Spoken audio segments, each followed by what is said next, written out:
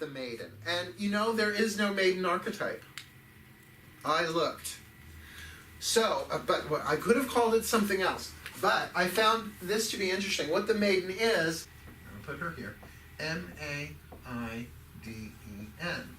The maiden is a conglomerate of a couple of different archetypes that are well known. Like, for instance, the damsel. Like, for instance, the princess. And I'll just mention a third, because again, I'm trying to keep an eye on the time here. I could talk about this one. As I went deeper in to find my connection with the maiden, I discovered also in there the virgin. Now I ask you, isn't a maiden supposed to be a virgin? Think about that, right? Your maidenhead. I don't think anybody uses those words anymore, but what is someone's maidenhead? It's the hymen. It's their virginity.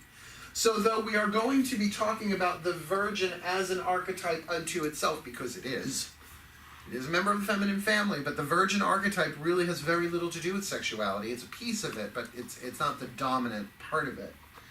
We can say that maiden and virgin used to mean the same thing. Okay? So, in terms of witches, and I have dealt with a lot of damsels, and a lot of princesses, and a lot of virgins. But what I want to start with is to explain that, particularly in Wicca, that there is a place in the coven, the ritual team, called the Maiden.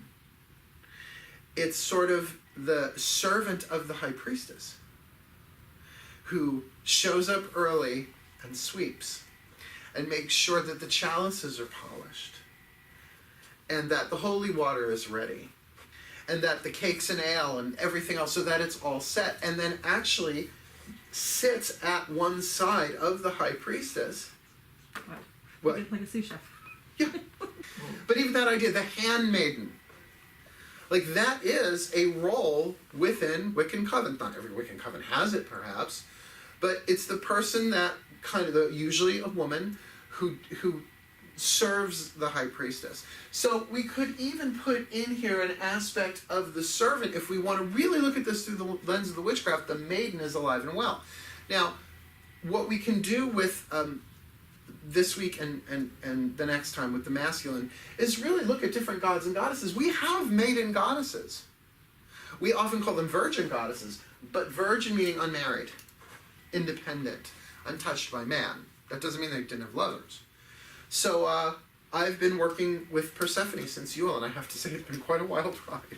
I mean, full body possessions, voluntary, you know, it's just, you offer yourself, they take over. It's kind of fun. She, from Yule to,